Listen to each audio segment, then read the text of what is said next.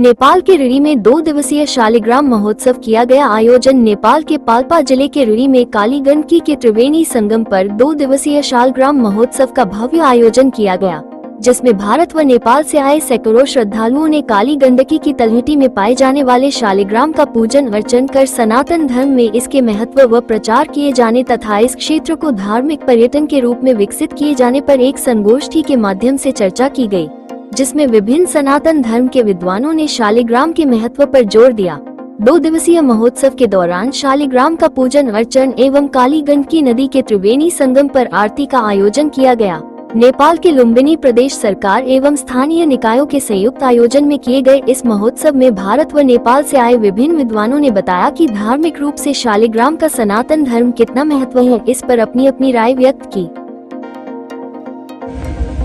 ऐतिहासिक हिसाबले हेर्दा धेरै दार्शनिक गुरुहरू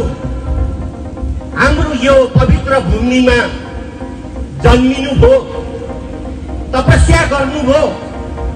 र धेरै कुराहरू हामीलाई छोडेर सम्पत्तिको रूपमा छोडेर जानु भएको छ। तर विडम्बना त्यसलाई जे जति ढङ्गले हामीले प्रयोग गर्न सक्नु पर्थ्यो, जे जसरी हामीले प्रसार गर्न सक्नु पर्थ्यो, कि हाम्रा ऐतिहासिक धरोहरलाई हामीले संरक्षण गर्न सकेनौं, हामी प्रसार गर्न सकेनौं, हामी बुझाउन सकेनौं र आज ती हाम्रा पवित्र स्थलहरूलाई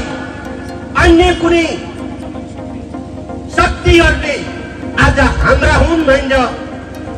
परिभाषित गर्न खोजिरहेको अवस्था छ। यस मानेमा पनि हामी यो पवित्र भूमिमा जन्मिएको नाताले हाम्रा ती ऐतिहासिक धरोहरको संरक्षण गर्ने, सम्वर्धन गर्ने त नैतिक रूपमा त्यो जिम्मेवारी र दायित्व तपाईँ हामी सबैको हो भन्ने ठानेर